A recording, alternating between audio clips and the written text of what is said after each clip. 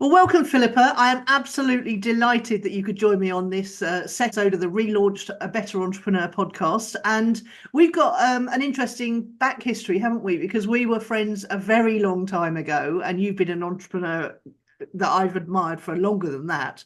And then we didn't have we didn't really see each other much when our kids were sort of growing up, and now we're back being besties again, even though you're living in Valencia, which is the most magical thing ever.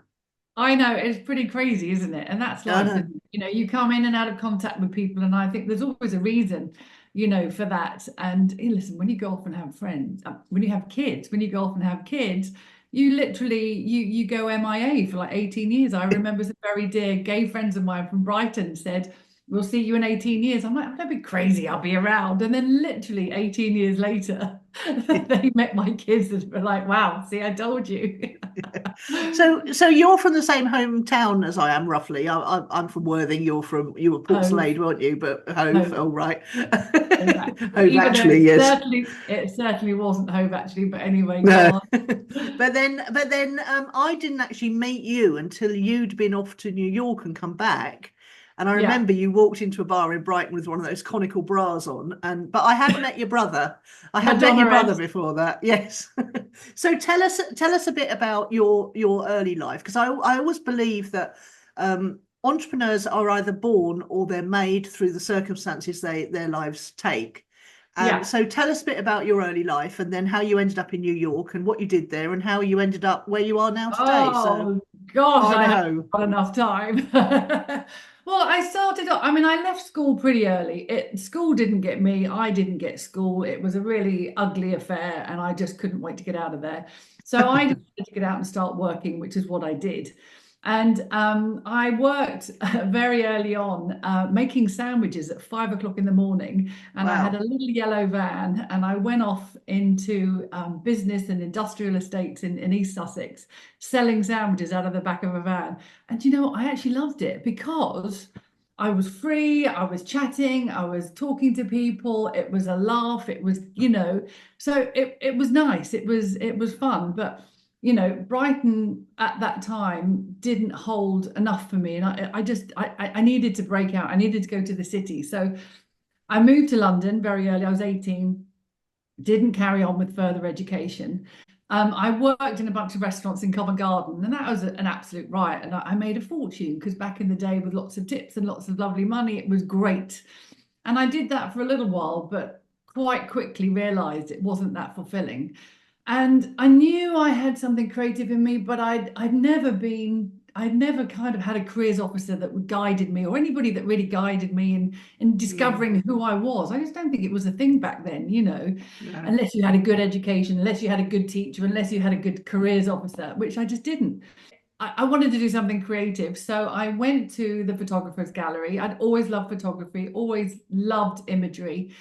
Went to the photographer's gallery and looked through their vacant jobs in a folder. I remember it being in a folder. To go and have a look at the jobs, you'd have to there's this big folder and it had these plastic pages with all the jobs in there. And I wanted to get into photography or something. I didn't quite know what. And there was a job for an American photographer called David Montgomery. And I went for the job and I got it. I blagged my way in basically. I talked my way into the job and that he was going to hire me. He wasn't totally sure. His agent was more sure than him. And so they hired me. They gave me a shot at it. And David had a studio on Edith Grove, just off the King's Road, in West London. And Lovely. that was a great experience. So I ran his studio and I did that for a couple of years. And that was booking hair and makeup and making sure the budgets were all okay. And so it was the beginning of my production experience. So it was a perfect start. And then from there, I've never been that serious. I like to have fun in life, as you well know. And I didn't want to go head on into a serious career at that point. I was 21. And so I moved to New York. Why not? That was, I I, mean, so unbelievably brave and I think so I had, and so out of the ordinary of what everybody else we knew was doing. it was 1990, and I think I had three or four phone numbers of friends of friends. And when you say phone numbers, these are, phones, actual phones, not mobile phones, and nothing like that existed. And I think I had a couple of £100. I mean, nothing, not a lot at all. Anyway, I was introduced to this guy who ran this incredible hotel. Um, was it in Chelsea or on the other side? I can't remember which side it was on. Anyway, downtown. And this hotel, I wish I could remember the name of it. Every room was designed by a different New York artist, and it was wild. There was furniture on the walls, some of them were black and mysterious, all sorts of stuff. So I stayed there until I kind of got things going. And I saw this job for a production assistant, production coordinator for a company, a live events company. So I went for the job, and the guy that ran the company was a guy called Mike Sinclair. And he was a Brit, and he was married to an American, set up this company. And he used to work for Stiff Records. And if you remember Stiff Records, they have the best branded logo in the world. I worked for If it ain't stiff, it ain't worth a fuck. And I love that. But I worked for the guy who ran Stiff Records later in my life, Liam Teeling. Yeah. Wow, that's such a coincidence. Carry on. It's a small world, isn't it? Yeah. So Mike Sinclair did, I don't know if he was a sound engineer. He was very techie. So he had this company in New York, and I worked for them, and we put on a lot of live shows, a lot of live events, lots of unusual locations and venues as well. So, for example, we organised the DIFA Gala, the Design Institute Foundation for AIDS. I suppose that was about 1991. And it was set in the armory, in the New York Armory. So they took all the tanks, everything out of whatever was in the armory. And we built this series of shops and a big stage and lighting and sound. And we had Liza Minnelli and Bobby McFerrin come and play. So that was just one of our events, of many, many events that we did. Oh my God. So was this guy Sinclair? He wasn't Jill Sinclair's brother or anything, was he? No, I don't think so. I think he's a different Sinclair. Or he might. I don't know. Do you know what? He just reached out to me, and we just got back in touch on Facebook after about 30 years, which is great. Facebook's brilliant. He looks exactly the same. Oh my God, that's such an incredible story. So you didn't know that you could do all this. Had you been good at organising things had you done anything like organisational throughout your life, or did you just literally have a go at it? It just seems to be my skill set. I'm good at getting stuff done. I'm good at organising people. I'm good at making deals, wheeling and dealing, and getting good prices and good rates, and bringing the whole party together, or the whole crew together. Talking of which, never party with this girl, because she is good at bringing everything together. Not these days, honey. A night out, no, quite. A night out was very well organised with you, that's for sure. Relentless, I would say, rather. Yeah, that was the word. And I also managed the crew, the American crew, and these were New York hardcore bikers crew that would put up the stage, the lighting, the sound, and stuff. Yeah. Originally, when I started, I was in my early 20s. Originally, they were like, "Who's this girl? What's going on? She's a Brit," And by the time I'd worked with them a few times and proved myself, and had swollen eyes from the stress and God knows what, I don't like live, actually. They all took me under their wing, and anybody said anything to me, they would be straight over there and giving them a hard time. So I connected. I love people, and I love all sorts of people, and connecting. And people can have that preconception with me. They can think, "Oh, who's she? Who'd she think?" But it's not. I'm very inclusive, and I love working with lots of people. Yeah. In New York, I did all these incredible live events over 3.5 years, and then when I came back to the UK, I just didn't want to work in live events at that time. So I thought it's quite easy to transfer your skill set into video production. So I did. So I freelanced for a while, and I got some good jobs, and I kind of learnt my trade. And luckily I didn't start as a runner. I just went in as a production assistant, and quite quickly worked up to an assistant producer, and then a producer within quite a short time frame. Produced some incredible jobs and did a lot of travel. I've always traveled. I love travel, and I love meeting people, and I love making it all happen. So I was where are we up to now? What year? Where are we now? We're 95, I suppose. The year 90. Phoebe was born. There you go. And What a Philippa year. was actually, I was having a champagne and strawberries picnic with you in Holland Park when I, my labour pains started, Your and waters broke or your no, they first didn't. No, contraction? they didn't with Phoebe. No, it was the first contractions, and you actually drove us me and Irving to the hospital. You reminded me of this the other day, and I just can't remember. You can't remember. Well, it's good because you got us completely lost in a well dodgy council estate in West London because That we is were true. heading towards Hammersmith Hospital and we didn't know the way. And Queen Charlotte. Yeah, that's yeah, where I had my kids. I don't know if it was that fancy. I thought mine was called No, they'd Hammersmith renovated. Hospital. I Oh, I have they? think Right. Barney was the first year they'd renovated. So when I Oh, went, the right. Okay. Well, beautiful we swanky were whole new overlooking wing. Wandsworth Scrubs in our rooms, but I did. It was a water birth, so it was a fabulous experience. But you drove us there, and it's so funny that you can't remember doing that. And then we I kind of do. Now you've talked me yeah. back into it. And then I remember you had, oh, and I introduced you and your husband because I went to a party at Amber Music, who put music to video and TV production, things like that. And they had a Christmas party, and it was my first Christmas party after Phoebe was born, for my first time out, if you like. And I met John and thought, damn, he's so cool. Who can I introduce him to? And it was you. And then next thing you know, you're having Barnaby. And then the next thing I knew, you're heading off to live in Exeter. Oh, hold on. We need to backtrack We slightly. need to backtrack. But No. one thing I remember very specifically from that time was I was working for the space organisation, Benny Gray at the space organisation, which Hmm. had Gray's Antiques, Alfie's I remember the Antiques, Grey's everything. Antiques. Yeah, amazing. And he wanted me to launch.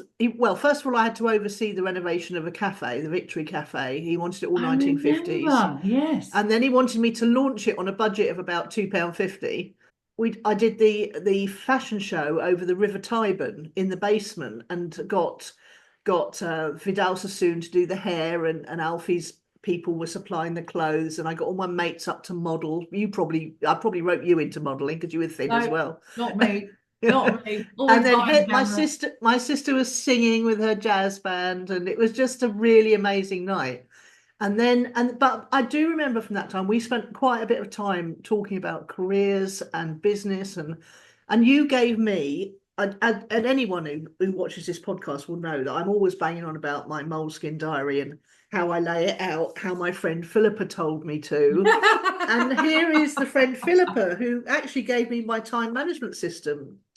And even though I've been through all of Stephen Covey's, I've been through all this time management stuff, I've come back every time to what you told me, which is always have a book that can fit in your bag where you write everything down. And on the 85. left, Yeah. yeah, on the right hand Oh, side, you put what you want to do this week and what your to-do list. And on the left hand side, you make all the notes. And then you close the thing up and you put it in your bag, and you've got everything you need with you to do your life and job. and the thing is, I don't think that was a conscious effort. It's just I don't remember anything. But I have a really Yeah. bad memory, so I need to write everything down so I can remember it. And it's just Yeah. how I've always been. I've always done that. So, that works for me. Well, there you go. 28 years later, because Ah, that's how old Phoebe is. yes. That So I'm still going back to using it. that time, so then I was freelancing, working for different people, and then I had an opportunity to set up my first company, and that was Love It Productions. So I set that up, and we landed a great job. So we landed a series of idents for Channel 4. It was sponsored by Rolling Rock for Channel 4. And it was some kind of party program or something. And we made these incredible idents. We went off to a house in Weybridge in Surrey. This had a big, big, big swimming pool. And we shot this party underwater Oh, with a whole wow. bunch of models jumping in and out of water.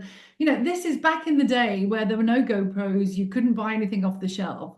We hired Mike Valentine, who was the underwater camera specialist. He came with his kit and his crew, and we had everything. It was amazing. In fact, we had Sean. Do you remember Sean? I do Amazing remember Sean Sean. Richards, Yes. who's a makeup artist who's now gone on to live in LA, and she has a whole makeup brand, and she is phenomenal. Mm. And Mike Valentine shot a load of Bond stuff. He shot it all underwater. So that was a crazy, wild time. That was great. And the company went on for a little while. It had a few projects, but it just kind of it bottomed out. And that happens. And when things do, you've got to be a grown up and put your hands up and walk away before you So were put you too in much Exeter on. by now, or were you still living in No, London? no. Still in London. Still in London. Okay. And at that point, had I had kids then? Yeah, probably around that time-ish. Yeah. Yes, that's right. Because, and I remembered this when we were talking the other day, I have two children. My son's 23 and my daughter's just turned 19. And when I had both of them, I set up a production company each time. And that's pretty crazy. And the thing is, Just to stack things up. well, I realized why I did it because I'm a great mum, but I'm not a great 24/7 mum. And I No, didn't want to lose my identity. And I think I'd I was seen so exactly many the same. people around me losing their identity, going nuts with a baby on their boob. And I was like, and I only work part-time, but I set up two production companies and then I burned out a year later, of course. We can't do everything. We just can't, can we? I remember sitting in the we had our record label at the time, and well, just before that, and I remember sitting in on the stairs at David Sloane's office in Bayswater, breastfeeding Phoebe while they were signing the record deal. It was just, it was crazy. Why do women do that to themselves? Well, exactly what you said. We need to keep us. Some women need to keep a sense of who they are through being a mum, and that does make you a better mother, I think. Mhm. So this is a turning point here. So I'm just looking at my notes and realizing, and it's Yeah. like, I just know I'm not a very good 9 to 5. I know I'm not very good working for other people. I can do it No. and I can do it for a short burst of time. Yeah, And 18 months is my limit. oh yeah, that's quite long. Yeah. But I know I'm a good self-starter and I know I'm a self-motivator and I know I can be totally fearless. And so then came Pretty Cool Productions, which I set up in 2005 with this is a bittersweet story, by the way. So Okay. I set up Pretty Cool Productions in 2005 with a friend, Jane Bradley, who was an international makeup artist. I think you remember Jane. I do. And we were the pioneers in making how-to videos, not videos, DVDs. We made I had the DVD. a Yes. DVD with chapters, and our point was, if you want to look like a celebrity, you have to do this. It takes time and effort, but it's worth it, right?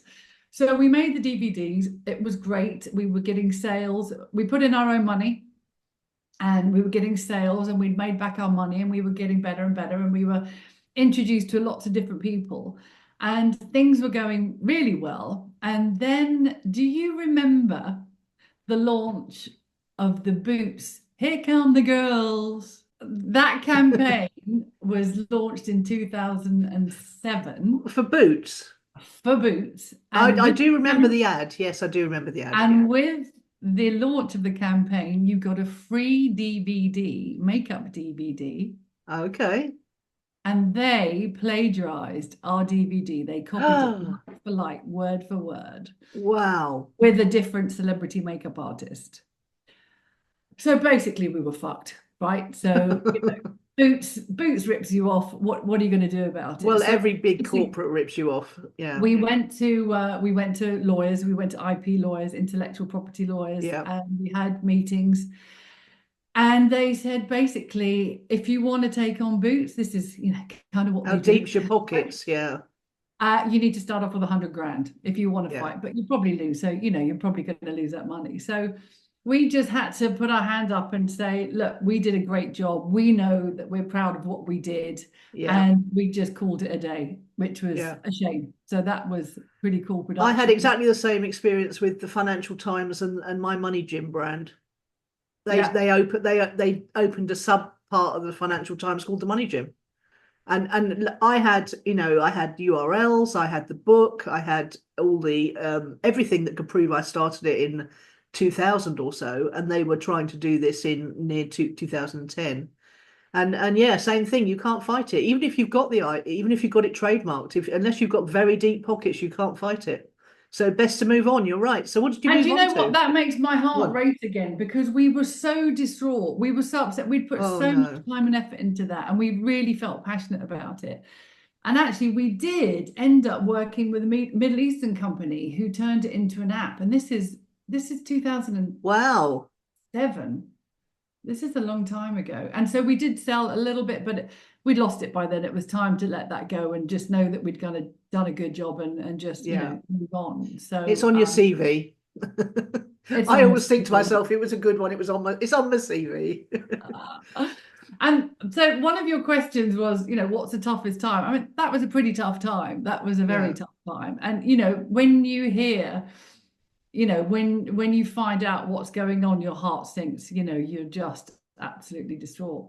Yeah. But then another time, I've got another bad time as well, because that's, I think an entrepreneur or somebody in business, you got to roll with it. It's like highs and lows. Yeah. And in 2020, I'd been building my business, Wild Horse Films, and it'd been getting better and better. And I'd hired a bunch of people and I'd got offices and things were going well. And the BBC were coming down to, I'd moved to Exeter by Yeah, I this was going point. to say, so what prompted the move to Exeter? I know you bought an amazing house. Well, before that, actually, so hold on. So just backtracking slightly. So when the kids were really young, we were living in West London. We were living in Portobello Road and then in Queen's Park. We bought up there. I remember the house in Queen's Park. It was just around the corner from our house that we were renting in Queen's Park. Yeah. And John, my now ex-husband, was a composer. I was producing. We had two young kids and we were just burnt out. We were exhausted. We were knackered. And it was time for a new life or a new wife. I think that's how I told John. I was like, it's time for us to leave. I don't want the kids growing up here. I don't want us burning out. We're exhausted. Let's go. So we did. So we put a pin on a map. A friend of mine, actually, bless her, Felicity, said, don't just buy in Devon. You don't know Devon. Go and rent somewhere first and then buy. And that's a really good piece of advice. Yeah. So what we did is we rented the old vicarage in Salcombe. So we lived in Salcombe for 6 months and we got a little boat and we potted around in Salcombe and it was all rather glorious. And this was a time of the pretty cool thing as well. So it was all, it was a tough time, but a joyous time. And then we'd broken away from London. We'd sold 2 properties and we were, life was sweet. And then we found Thornworthy House. And I saw it in Devon Life magazine, actually. And I was flicking through Devon Life magazine and saw this house. I went, that's the one. That's the one I want. So, and tell everyone what Thornworthy House was. So Thornworthy, so my mum was down at the time visiting from Sussex and we drove, I think John was busy or whatever it was. And so we drove up to Thornworthy House and we got to the village of Chagford on Dartmoor. And then we kept driving and we kept driving and we kept driving. And then we went over a cattle grid and then we kept driving and we ended up 1,000 foot on top of the moors at Thornworthy House. After you open the gate at the bottom by the stream and then you go up a beach lined track. Oh, it sounds wonderful. And then you kind of drive around and then you see the view that this house has and then you see the house and go, wow, amazing.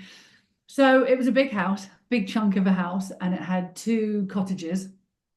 So we put everything into that house and we brought the kids up on Dartmoor, in the middle of Dartmoor, in the middle of nowhere. And wasn't it either owned by the person who wrote the Chamomile Lawn or it featured in the Chamomile Lawn? Yes. And what's her name? It's gone out of my head. It has gone out of my head. Mary Wesley, that's it. Everybody will know. Was it owned by her or was it featured? She rented it in the 60s and taught kids there as well. There was also Lord and Lady Waller who lived there as well for a time. It was originally there. So it was quite a good house. Historic house, yeah. Historic house. And living on top of the moors in middle of nowhere, you got to have dogs, ducks, chickens, horses. Yeah. So we did. So we all got horses. My daughter started learning riding at 4 years old. And we spent our weekends hurtling around the moors on horseback with dogs chasing us and, living the dream. We lived the dream. And social media was going by then. So I was following you from afar, I was so deeply, obviously, New York to London to Exeter. To Dartmoor. And then and all the riding the horses and the dogs. I was so jealous so jealous because it looked idyllic, but I suspect it wasn't quite so much. No, it was. It totally was. So the thing, a lot of people said to me, oh my God, Philippa, you're going to last 2 minutes. You're a city girl. There's no way you could last on the moors. But it's not true. I love change. I love doing different things. And I love the countryside. I didn't realize how claustrophobic I'd felt living in cities all my life until I moved to Dartmoor and discovered nature and discovered horses and discovered that life. And I loved it. I totally loved it. And bringing up my I bet kids, you made loads of friends down there as well because you're so outgoing. lots of friends, lots of parties, a perfect party house, you know. Oh yeah, So that people was could come and fun. stay and stay overnight and So the funny thing is I was like, okay, I'm going to be a country wife for a while. Let's see how that works. And I think it lasted about 2 months. And I was like, oh my God, I need to do something. And luckily in the village, the head of production for the head of production at 24. So 24 is a big broadcast company that's in London and Plymouth. And cut a long story short, I got a job as a producer director and worked on a whole bunch of projects down there. So that was cool. And then I worked on, and this is a little bit, it's a beginning of what's happening in my company now, actually, but it started way back then, I think in 2008, is I worked on a project. It was for BBC Worldwide, and it was sponsored by DuPont, and it was a series of ads. And it was about how we're going to feed the world, how we're going to protect the world, how we're going to house the world, and all those sorts of different sustainable areas. And we went off and we shot a dozen 2-minute commercials for the BBC. And we went to Malawi and filmed in peanut farms, and we went to Brazil and filmed with the Sao Paulo Police Department, and we went to Chile and filmed salmon farmers and Mexico, where else? We went all over the place, and incredible films, which were very highly regarded. And at the time, they were mini docs, and at the time, mini docs weren't really a big thing at that point. So it was a kind of beginning of that era, which was great. But I worked for 24 for about 3.5 years or something, and then you just get to the point and it's all about the bottom line, and you know, they don't want to put the money on screen, they want it, you know, the profits, and it's just how it goes with the company. So yeah, if it's not yours, and so I took a break after because I'd worked so hard on this series, and when I came back, it was like tumbleweed. It was like, oh my God, I left as the golden girl and I came back and it was tumbleweed, and just the whole politics of a big company, and you're like, yeah. Well, that's another reason why I've never done well in corporate, because I absolutely cannot stand politics. I'm borderline, I suppose, borderline autistic, I suppose, because I just don't get it. I don't get what's going on. Why can't people just be straightforward and say what's on their mind? I can't play the games, and I suspect think they were pissed off I took a month off, and I'm like, listen, either I burn out or I walk away. And I ended up walking away, but that was fortuitous. Because what happened is Jane Bradley, who I made the DVDs with, had been working with Liz Earle, the makeup brand. Right. And she got me involved. They were launching, they were skincare before, and then they were launching their makeup range. And basically she got me involved in that. So I had to set up a company. And I remember jumping on a train to London to meet Liz Earle and have this kickoff meeting. I didn't even have a company name. I didn't know what my company was. Like, oh! And eventually I settled on Wild Horse because I am the Wild Horse. I've always loved the name. I've always loved the logo. It's just very cool. Yeah, well, I just need to be free, and you know, if you give me freedom, you get so much out of me. If you pin me down, I'm gonna just run. So Wild Horse, so we produced 60 videos, how-tos and TV commercials for Liz Earle. So that was a great campaign to start the company. Just to backtrack a little bit, Jane, just to give you an idea of the kind of level you were working at. I mean, Jane was Leona Lewis's preferred makeup artist, wasn't she? I mean, yes, she was her own. at She the top of the game. Yeah. Yeah, she knew. Yeah, she worked with a lot of A-lister celebrities. Yeah. And then Liz only A-lister or no lister. You know, these days there's many levels lister, aren't there? There is, yes, and yeah, we won't go into that. so Liz Earle is not a name I'm familiar with. So they were a skincare brand and they were going into makeup. They're colossal, yes. Liz Oh, Earle, yeah, yeah, yeah, absolutely colossal. They're nationally known, yeah, absolutely. right. So anyway, so Wild Horse, I had Wild Horse. We had some good clients, some good brands for a while, and then things kind of petered off. You know, things come in waves. It seems in my life. I'm not sure if that's the same with everybody else. And I was lucky enough to have the support of my husband to start making my own films. And I think I was a producer director, and so I'd always have a crew.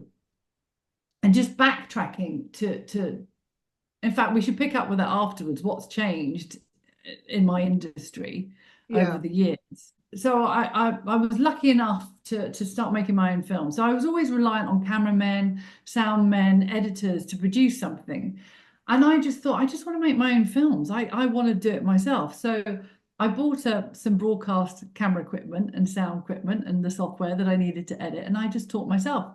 Wow. And I think always pick a subject that you're passionate about. So Absolutely. my first film was about my daughter's pony club, of course. They asked me, you know, as I was on the committee, they asked me to make a film. So I did, and I made this beautiful little film when they were at Victon Arena, which is quite a famous equestrian arena in the Southwest. And then I kind of edited and I put it together, and I sold it to Horse and Country TV. So I was thrilled that I did Yeah. that. And didn't And you win an award for that as well? I did a little tiny award, yeah, a little tiny award, but still an award. Yeah, And then I went absolutely. on, you know, if you follow your passion, so horses and travel, that's me. And I was really lucky at that time, and I went off. I went off to India to film the Marwari horses with the curly ears, and then I went to the States to film Mustang horses with Monty Roberts, who's super famous, and And if West you're keen Texas. on horses, Wild Horse Films is now on YouTube, and you can actually go and watch some of these amazing videos. There you go. And then I went to Iceland as well and filmed the Icelandic horses, which That's was incredible. Yeah. so that's all. Yeah. So that's Well, we're Wild not Horse. quite up to date, are we? Because you've got another company at the moment, Start Point TV. Tell us how Start that Point got. TV. So, well, it all leads together really. So 2020, did I say I went bankrupt? Sorry? Did I say I went bankrupt in 2020? No. Did Tell I? me about that. Because Well, I want this show to be absolutely 100% honest about the ups and downs of entrepreneur life, and I oh, think totally. you've talked about that completely. But really, in America, you're not you can't be a success until you've gone bankrupt 3 times at least. Apparently, yeah. Once is fine for me. So with Wild Horse, so there was a divorce. I moved to Exeter and I carried on with Wild Horse, and I really felt that we were getting in the broadcast space. So I put my money into it, and I hired some staff, and we had great premises, and we were developing loads and loads of TV ideas, which were amazing and brilliant. And we had BBC come and visit us, and we were talking to Channel 4, and it never happened. And then COVID happened, or it Oh, all happened at the same time, should I say. And so I had to go bankrupt because I'd put a lot into it, and I'd borrowed some money, and that it's just, that's what happened. So, and you went to work for COVID in a shelter or a rescue? no, so COVID, I couldn't sit at home because it No, just drive no. me nuts. And so I went, sorry, just backtracking slightly. It's really difficult to talk about that, being bankrupt as a woman. And it really does affect you, and it does have huge implications. And your self-esteem and your self-worth, and you think you've ruined. But once you've filed and you've said, that's it, That's I'm it. done. Getting I've got to to move getting on. to the point. I mean, I so wish you'd reached out then, because I went through it in 2011, and And the everybody relief, I knew, once you've yeah. accepted it, and the release of the stress and the pressure that goes with that. So, I was quite lucky because I was forced into it by the Inland Revenue, who decided that the previous year had been my best year ever, but suddenly my company folded in January 2010, and there was no money in the coffers, and I didn't. It's difficult to yeah, talk about that again, yeah, yeah, because exactly. and it's Moving even worse. on, moving on. Let's talk It's to important. No, it's important to talk about it because as you say, the coming leading up to it is the most terrible, stressful, tense time of ever, because you feel like a failure because you haven't managed to pull off the magical and save the company and all the things that entrepreneurs are supposed to do. And somehow you're at this moment, but the actual moment, I'd like to reassure anyone out there who is, lots of people are going to be going bankrupt soon. Lots of people, COVID killed their businesses, and they've hung on and hung on and hung on, and they've got massive loans and debts, and they can't service them, and they're trying to pull off a miracle. But let me tell you now, the bankruptcy system is the only thing that keeps entrepreneurship going, because if it wasn't such a wipe the slate clean thing, nobody would ever start again, because it's so traumatic going through a business failure. And actually, when you go to the bankruptcy people, or you're forced into it in my case, they're actually really pretty decent people, and they help you. They are absolutely lovely. It's like having a friend at the end of the phone that understands every step of the way. Whereas you're talking to colleagues and friends and family, they don't understand the process unless they've been through it. And so you're talking to this person and you have the same person who takes you through step by step what you need to do. And it's almost like a godsend that they're on your side. They want to help you through as easily as possible. And it was doubly embarrassing, humiliating, awful for me, because I'd been a money coach.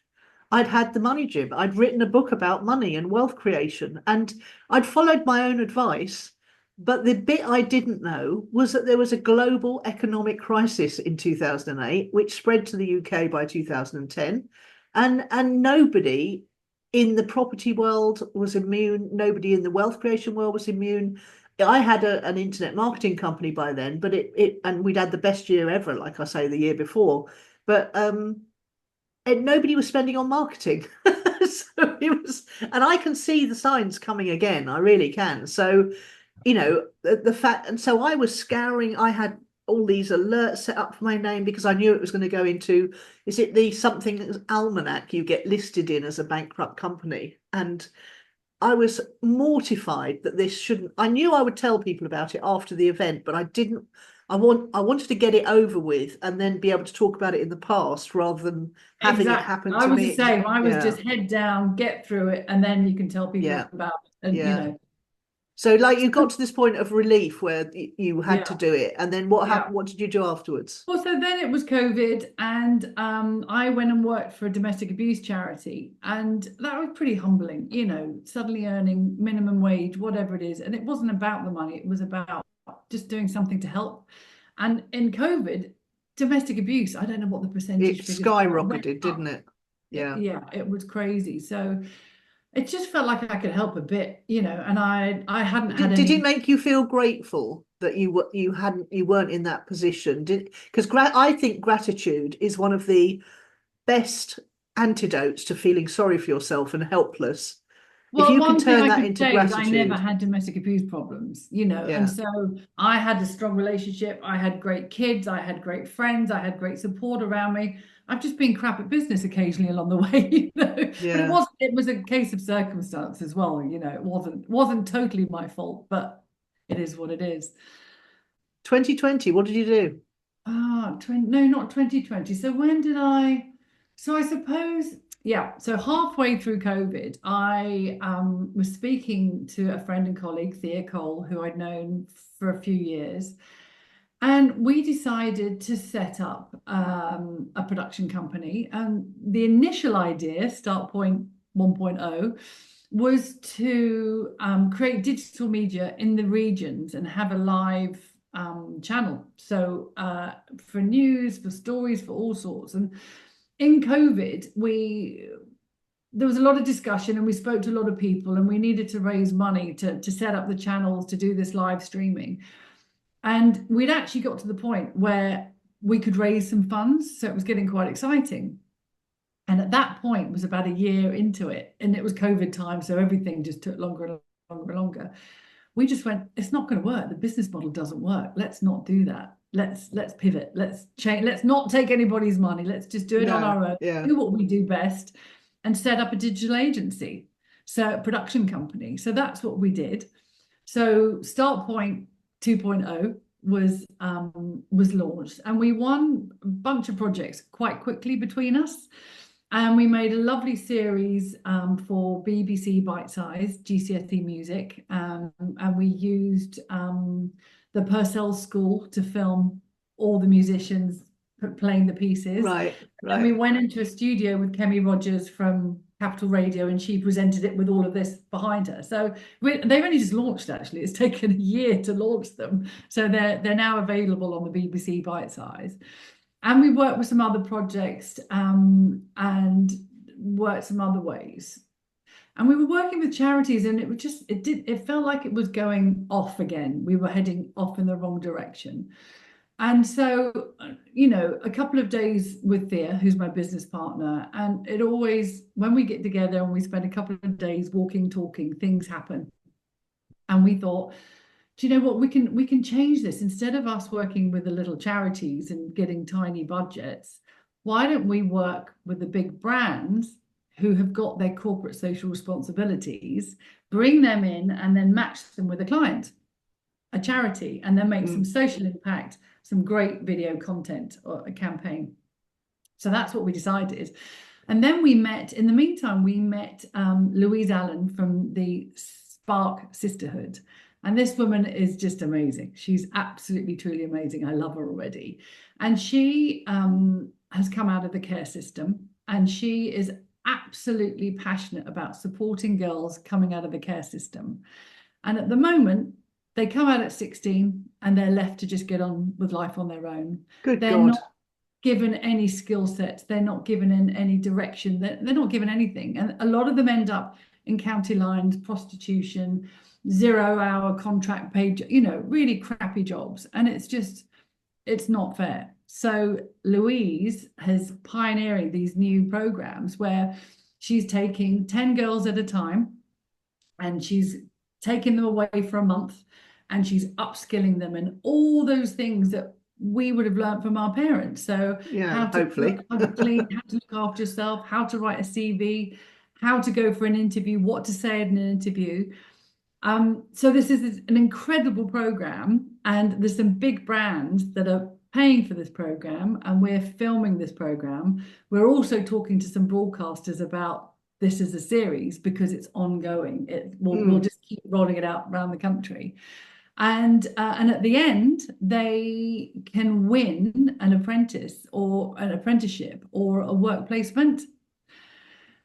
And a lot of big companies want to get involved because there is such a shortage of teenagers, young people coming out of education, and they're either put into universities or higher education, whichever way. They're either sold expensive university courses that won't guarantee them a job at the end of it, or Exactly. And there's a lot of lovely apprenticeship courses, amazing apprenticeship courses. So you get paid while you learn.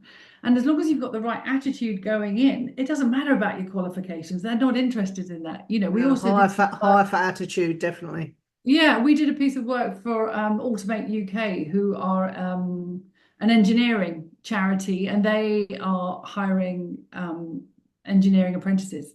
And it's brilliant what they're doing. They've got, I don't know how many, 400 or 500 engineering charity companies signed up to the charity to feed into that, which is brilliant. Yeah, there's a company locally that's Nelson was looking at it, my son, before he buggered off to Canada. They train electricians, and it's an intensive 6-week course, 12-week course, something like that, and then they've got a whole raft of companies that take their graduates from this intensive course. So there's a lot going on that nobody knows about. Yeah.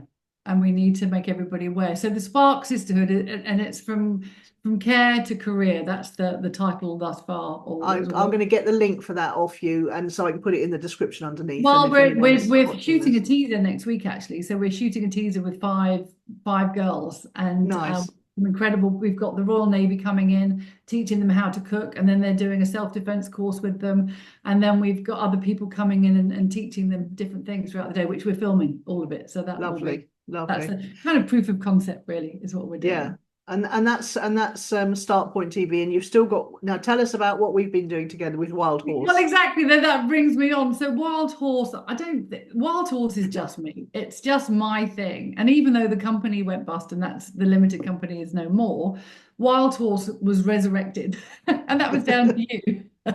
Oh, well, no, Because let's backtrack a little bit. So what happened? You suddenly appeared on social media talking about going to live in Valencia, and you that's came right. up to see your family and said, "Shall we have lunch?" And we had Yeah. literally hadn't seen each other for 26 years. And my daughter Phoebe, who you were very involved with at the beginning, she came and had lunch with us, and then you buggered off to Valencia, and I thought that was the end of that, but it turned out not to be. No, well, it's very funny because I'd left, I'm divorced 7 years ago. I moved to Exeter and I said to my kids, I'm going to stay here and make sure I put you through your education and that I'm here and you've got two great homes, one with your dad, one with me. Great. And then my son went off to university and now he's living his life. And my daughter turned 18 a year ago. And I suddenly had this big fat epiphany going, I'm free, I'm free.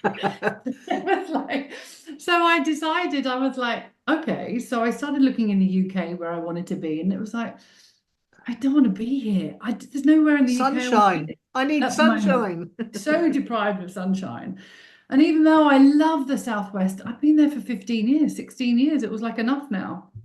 So anyway, I did a couple of recce's and I flew, some friends had mentioned Valencia and I flew down and I kind of recce'd it, as I say, and I just loved it. There's a great See, I'd never even heard of it.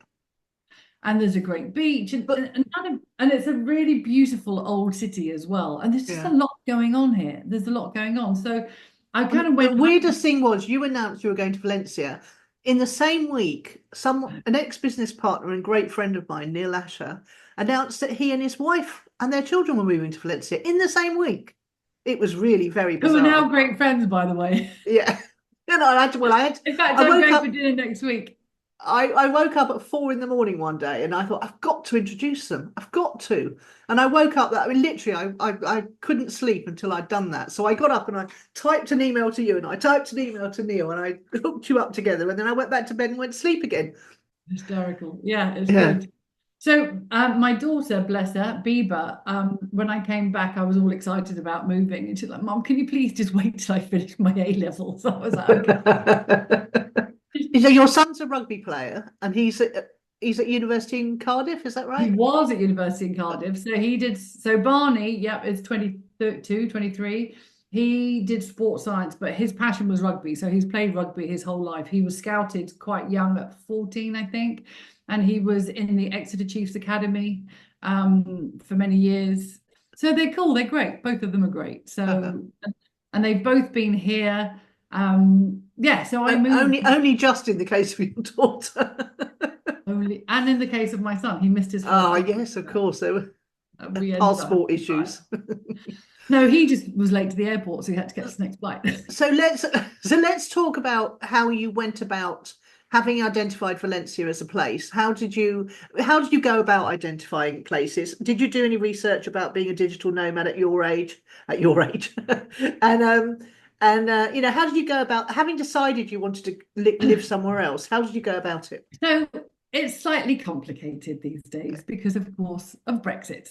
And we won't go down that rabbit hole of doom and gloom. That's what it is. It's just ridiculous. So, I thought my brother had a business in the south of Spain. So I did some research in Malaga as well. And I fell in love with Malaga. Malaga's a lovely city. Yeah.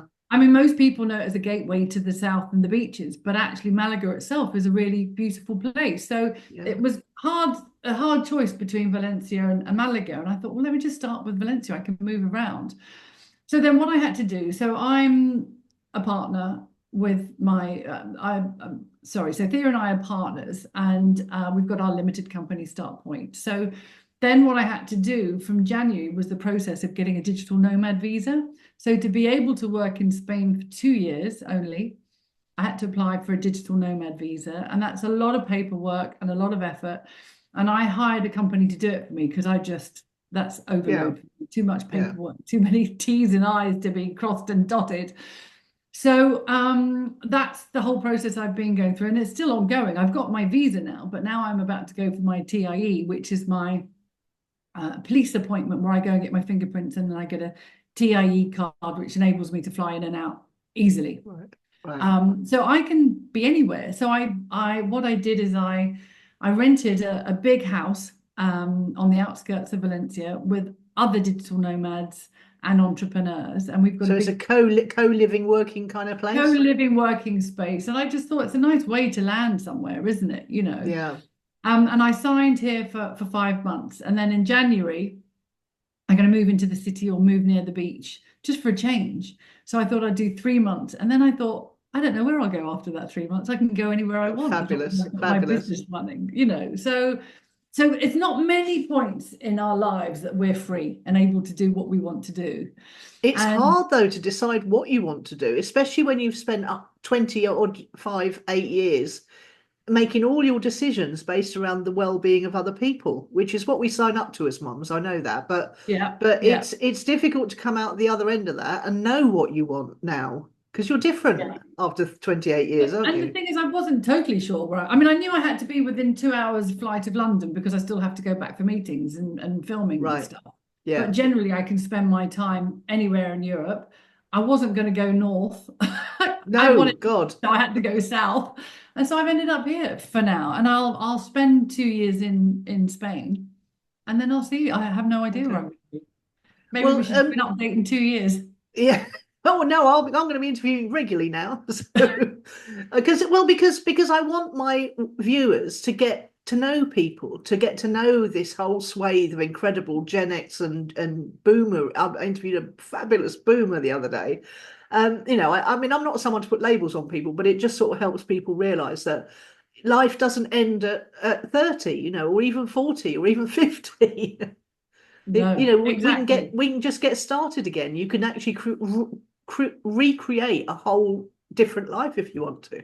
Exactly. And that's what I want. So there's another couple of things I wanted to mention. So then wild horse, that's how we started, Well, yeah, you know, we haven't really talked about what that's doing now. So what yes, tell that's doing, everyone. which is exciting. So Start Point works with the big projects, the big Yeah. projects that take a long time to land. So, we're talking 3 to 6 months per project. And in the meantime, cash flow can be tight. So it was like, okay, what am I going to do to keep the money flowing in that time? And you very smartly suggested using my skill set as a filmmaker to teach other people and maybe to focus on my clientele being 45 and above or Gen Xers and people that can relate to me and our age. I know the youngsters are all making films and they're doing it like this and they're doing it on their phones. It's like, we need to do it slightly slower and with the right equipment. I can't, how can I edit Yeah, on my phone? I one of the can't things. see it, for goodness sake.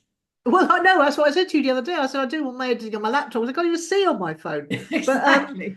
but also, people coming. I work with a lot of professional women who are experts at their thing or in a topic or have had an experience they've become an expert in, and they need to do it properly because they know that all their peers are watching them, and they know that they've got certain standards they've adhered to all their life in their careers, and they need to do it properly. And that's why making video, it's simultaneously the most important thing you can do for your marketing and the most terrifying thing you can do for your marketing. So that's where you come And in. so obviously, yeah, I'm happy behind the camera, directing, producing, shooting, editing, all those things. I can do all of that. So you've made me, you pushed the boundaries of fear, get in front of the camera and start talking about what I do. And it's, at the beginning it was really difficult and it is still difficult, but I can do it. And the thing is, what that's enabled me to do is to offer that to other people to find And their you clients. came up with a fantastic idea, which I immediately copied because it was such a good idea, which was that you're offering intense 5-day masterclasses for people where you work with them for an hour a day and give them support in between. But the best thing is to get it done quickly, because if someone's going to start a new business, they want video content I teach them to create 12 bits of video content at the beginning, ideally, of a 12-week thing where they're testing an ideal client scenario. And they can work with you in 5 days to get to know how to then create those 12 bits of video content that I Exactly. And recommend. the thing is, it's terrifying and it's overwhelming. And what I'm trying to do is break it down into simple modules. And I Yeah. did it before, I did it in person with a while ago, and it worked really, really well. And the women that I worked with walked away and were like, wow, this is amazing. We can now do our own video. And some got stuck and they came back to me. But overall, if you simplify it, it's easy. Yeah. But I think you get so much information and different people tell you different things and how you should do it. But let's just simplify it, you know. Yeah. And I'm shooting all my films at the moment on my iPhone. It's like, and if people go to Wild Horse Films on YouTube and look for your name, Wild Horse Films, they'll see how lovely your videos that you're creating for yourself are. But you're doing, they really are. They're very beautiful and they're very professional and they're very classy looking. They're everything. And so you're really walking the talk on how to create your own marketing material videos. And that's what you're going to be showing other people how to do. Hi, my name's Philippa. I've been producing video content for many years across many genres now. And I love it all. I totally love what I do and I'm blessed. And so I think when you do what you love, it shows. So my world is all about stories, telling authentic stories. I think most people are absolutely terrified about getting in front of the camera. And that includes me, believe it or not. I'm much happier behind the camera, either directing or producing. And that brings me onto the course. I'm here to show you how to do it. And I can handhold you through this video masterclass. We know we need to capture your audience and get your message across quickly and concisely. That's what we're going to work on.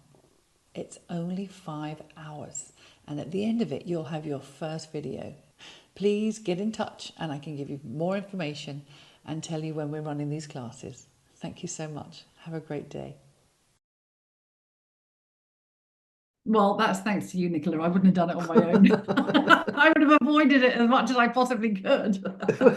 Yeah, we work well together because we've known each other for so long. There's no bullshit here, is there? It's absolute straight talking, which is the best way to work. And that's not what you get in corporate life, that's for sure. Yeah, exactly.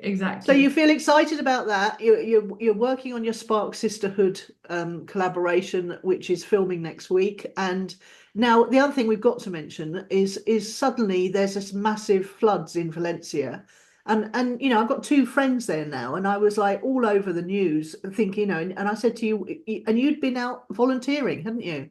Yeah, it's horrendous, totally horrendous. So the floods happened over a week ago now, and you know the news we were getting was just worse and worse. And what happened is in 1957 there were the last major floods, and the river went through the old city. And what they did after that is they diverted the river to the south side of the city. So basically the old river has become a park, which is incredible and lovely and great to hang out in. The new river is this massive industrial river with concrete sides all the way down, never going to be flooded. Well, it was crazy. Yeah. And I think it was the vast amount of water. There was a year's worth of rain in a day. It was crazy. And yeah. The river couldn't handle it. You know, this new river couldn't handle it. And it just flooded the plains. So south of Valencia is all very flat, and it flooded it with mud and cars. I mean, so we went on the Friday just to help. I went with one of my housemates who's from Valencia, and so he drove us into an area, and it was, for the first hour we were just walking with our mouths open going, oh my God, this is insanity. It's like we saw the news and thought, okay, there's only 1 or 2 streets with a few cars banged up, you know. Every single road, every street, every neighborhood was affected. Cars, every single car. I don't think 1 car survived because they had. So a car gets pushed in a flood at I think a foot or less than a foot, I think it is. And the water at the time of the floods last week was 5 feet. So that's why all the cars were pushed down and piled up and written off, and all these poor families. And it's the authorities weren't quick enough to react. They weren't quick enough, were they? And they're still very, very angry. But, you know, the people of Valencia were just going in hordes and hordes and hordes. And it was like watching. To help, to volunteer. Volunteer with all these brooms and things. It was like all these people flooding into Reading Festival or something bonkers, you know. And it's still ongoing. So that's I think the other thing that added to it, because I was all over it like a rash because there was nothing I could do here, but they over 20 dams had been built and over the last few years, those dams had all been knocked down. So the amount of water that was not being stopped from going into the river added to the huge amount of rainfall. It was just a disaster waiting to happen, really. But so has it made you feel different about Valencia or not? Well, I mean, we live Do you on feel the a bit more outskirts. vulnerable there? I don't feel vulnerable. No, not at all where we live. But I feel bad. I feel bad about the people that have lost their jobs, their livelihoods, their homes, their cars, their everything. There's no trains, there's no metro service at the moment. There's a lot of police from out of town. I took my a friend to the airport yesterday, and there's police on all the major junctions because they just need to get the services in and out and can't have people stopping them. So they're all there to kind of orchestrate that. And yeah, it's going to be a long time sorting it all out. But in the meantime, we carry on, don't we? Absolutely. Yeah. That's what women do. Indeed. Yeah. Challenges as women, right? Or Gen Xers, I think you said. What are the challenges? And there've always been challenges. Sexism has always been rife in my industry. Yeah. And now it's ageism. Now we're dealing with ageism. And we're this workforce that have got knowledge and experience, and companies should be embracing us and our knowledge, not saying, oh, you're too old for these jobs. But I wanted to mention a couple of women that have set up incredible groups Great idea. and campaigning to all work together and support each other. So there's Susanna Hancock, who set up Gen Xers, as you know, who's on the Facebook group. Fantastic. Yeah, bringing the community, building an incredible community of women supporting women.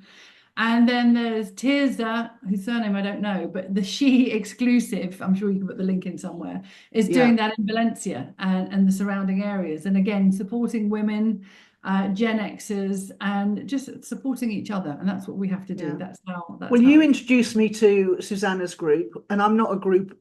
In fact, funnily enough, my business mentor had just told me to join more groups. And I was like, oh, I don't think so, because I really don't like them at all, usually. But you introduced me to Susanna's group, which is the Gen Xers social and business group. And I will put the link in the description underneath. It's absolutely vibrant. It's full of incredible people. She is a force of nature. She is, by her own personality, she's attracting people to this group, and they are incredible people. And I'm really enjoying being a member of that group. And then Tirza, I was actually on a call with Susanna and some of the other people because they do these hot seat calls.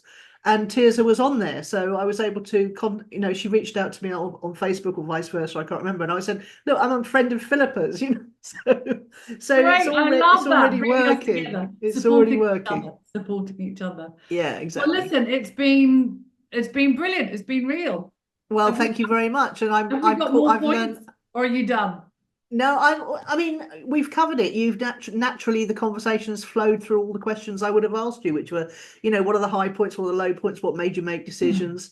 And now you're moving into a different phase of your life, which I hope is going to be incredibly flowy once it gets going. So there's nothing like being in the flow, is there? Oh yeah. And I'm looking forward to coming and visiting you and Neil in Valencia. Absolutely. We can't wait to host you. Can't wait. Wine and tapas. Okay. Hello. One of my favorite things. I love tapas, yeah. Good stuff. All right, well, go and have a great day. And I can see it's sunny there, whereas it isn't in the UK. Do you know what? Again. I'm actually burning up because I closed the window because there's a school next door and you can hear the kids. So I'm actually really sunny. You're too hot. You're not going to get any sympathy here, I'm sorry. I've got cold hands already. Fine. I'll see you when you come back. So much, Nicola. It's been fun. It's been really good. And I'm going to put all your links underneath. So if you're a Gen Xer or Boomer who is starting a business and needs some professional but easy to make videos once you've learned the tricks that Philippa knows, and if you're a big brand or a charity who is working with a big brand and who needs some fantastic video shot, to actually highlight your efforts and really help people, then you know where to go now. Brilliant. Thank you. And we'll talk soon. Bye. Thanks so much. Bye. Bye.